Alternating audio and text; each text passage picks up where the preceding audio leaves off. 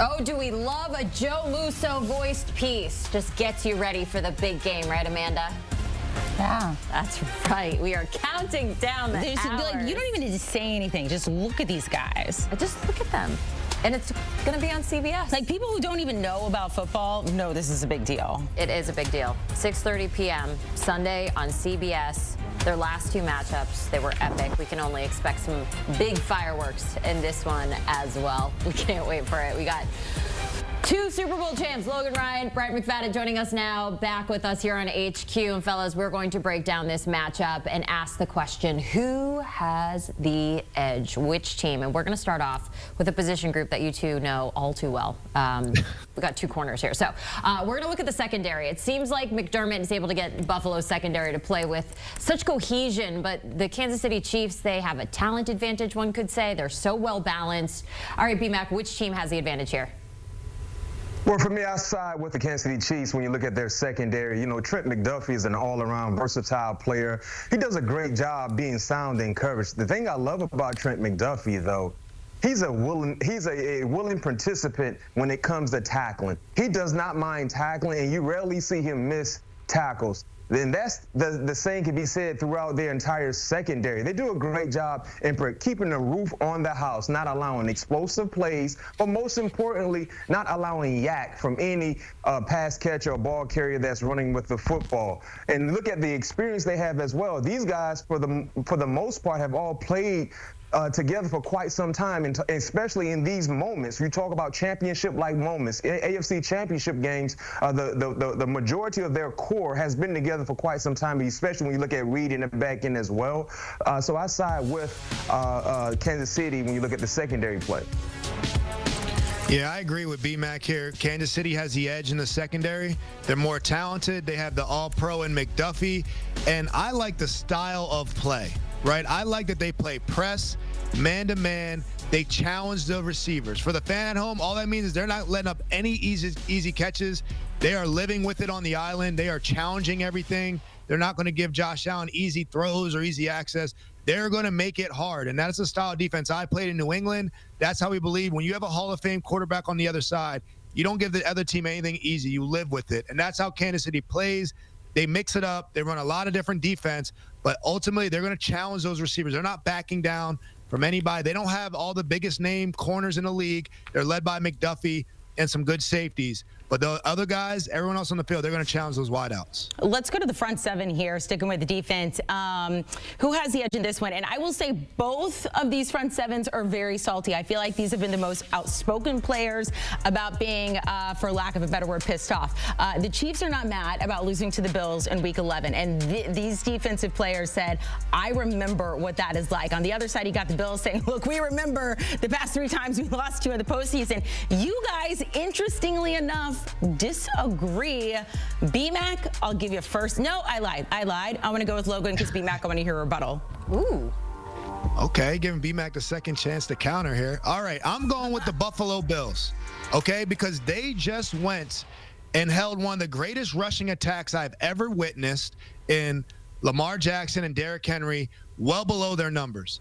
They're healthier. They got Matt Milano back. They got Bernard back. Bernard had that peanut punch on Mark Andrews, which won Buffalo the game. I understand they dropped a 2-point conversion to tie it, but that turnover was instrumental. If they don't make that play last week, then the Ravens would have been playing from the lead and the Bills would have been behind there. So I like what they got in the front.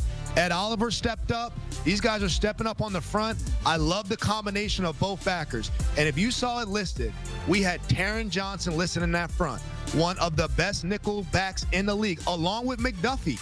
But McDuffie is not as good in the run game as Taron Johnson is for stopping the run, being a defensive front. So they have one of the best slot corners in the game involved in that. Listed at the bottom there. They have Terrell, Bernard, and Milano, who are back from injury. And the front four has played extremely well against Baltimore, which has a better running attack than Kansas City. And, oh, by the way, we didn't name Von Miller, who leads the playoff all-time in sacks. So they have a true closer on that side, too. I understand Kansas City is going to bring up Chris Jones. I understand that Chris Jones is the best player listed.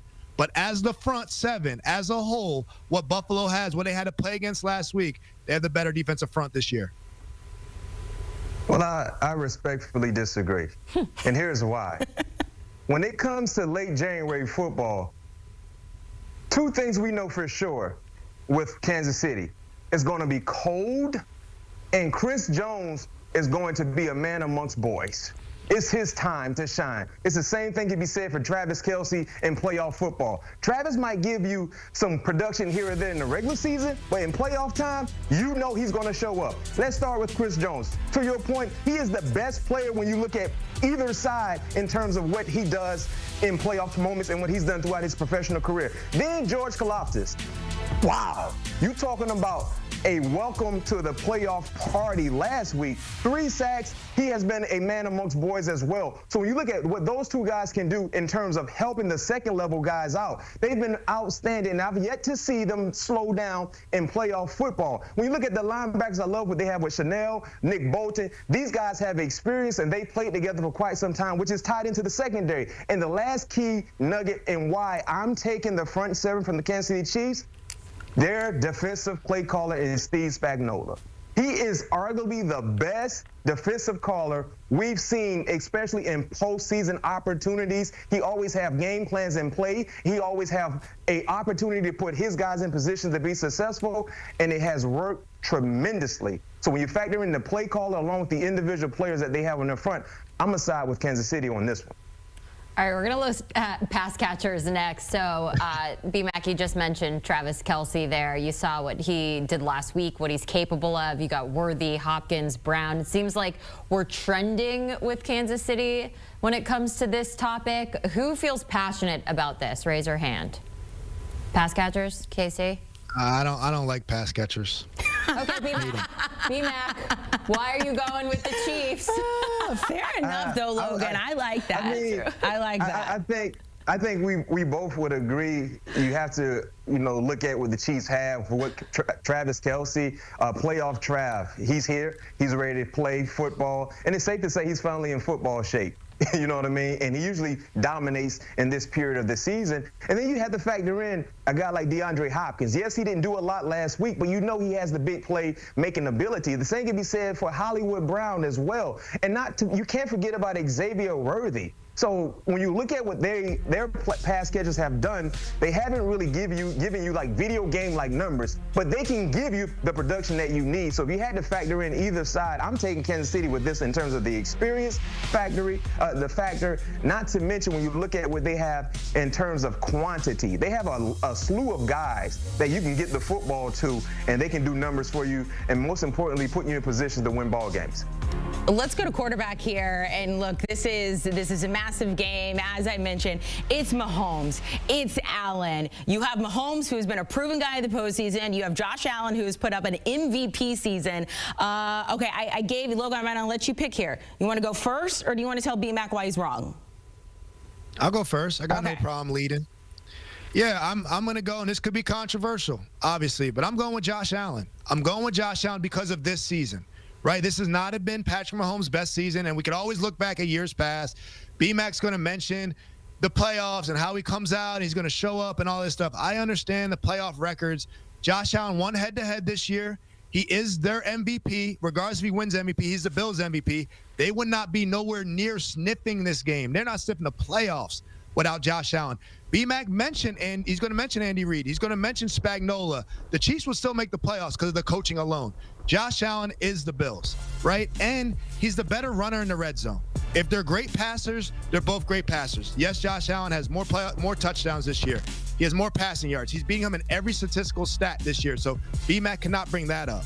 But they're both great passers. They both throw off platform. They both extend plays. When you get to the red area, Mahomes can scramble and try to extend some things. But Josh Allen is the leading rusher for the Bills in the red area.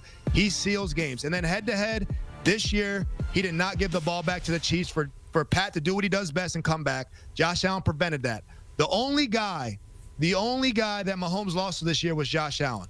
So is Mahomes the better quarterback of all time? Maybe. But this year, for this game, the better matchup goes to Josh Allen for what he done head-to-head this year, what he's did this season, the fact that he's in the MVP race this year, and Pat Mahomes is in the top 10.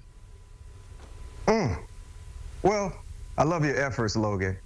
And some of the things say you something said, I didn't say, of though. course. Say something I didn't say. No. I'm going to prove you wrong with this one easily, because you said I'm going to mention Pat Mahomes' playoff record and his success. Well, what's understood doesn't need to be said, so I'm not going to mention that. But what I will say is, to your point about Josh Allen, how good he's been this season, yes, you're right. He's been amazing. He's MVP caliber, no question. You talked about Josh Allen already beating Pat Mahomes this season and giving them the very first loss of the year. You're right. He did that. But we've seen this story before. Go back to last season, right? In Kansas City. Guess what Josh Allen and the Buffalo Bills did? They went into Kansas City and they came out with a win. He outplayed Pat Mahomes like he did this season. He outplayed him in that one-on-one matchup. But one thing I know about these two players, yes, regular season success, it means something. But one thing I do know, one of these guys hit a whole nother level when it comes to meaningful games when all the marbles are in the middle of the table. So we've seen Josh Allen beat him in regular season play. We've seen it. Sure. The last 2 seasons, he's done it. But guess what he hasn't done? He's yet to beat him in a playoff. And until I see otherwise, I'm riding with Pat Mahomes. In the words of my favorite childhood wrestler growing up, the nature boy, Ric Flair, to beat a man, you got to beat the man. Until I see it happens, I'm taking Pat Mahomes. And I'll say this, too, for all of us right now. Logan, Jenny, Amanda, if you had to put everything you own in the middle of the table in terms of who you trust to come out and win this ball game Sunday, I believe all of us would do the same thing and put everything we own on Pat Mahomes. You know why? Because we've seen it time and time again. So, yeah, you're right. Josh Allen has outperformed Pat Mahomes this season. Yeah, he did it last year also. But for this game, for Sunday, Game 7, I'm taking money Pat Mahomes. You take money, Pat Mahomes. I'm very happy for you. Bro, what are you doing over there? I'm on Team Logan right now. You can't argue with the season that Josh Allen has put up. We'll see if he can continue it in the postseason. By the way, they both agree when it comes to coaching that Andy Reid has the advantage there. I don't think many people would argue with that. Bills Chiefs coming up Sunday, 6:30 Eastern. You can check it out on CBS. It's a Super Bowl, if you will, of the AFC.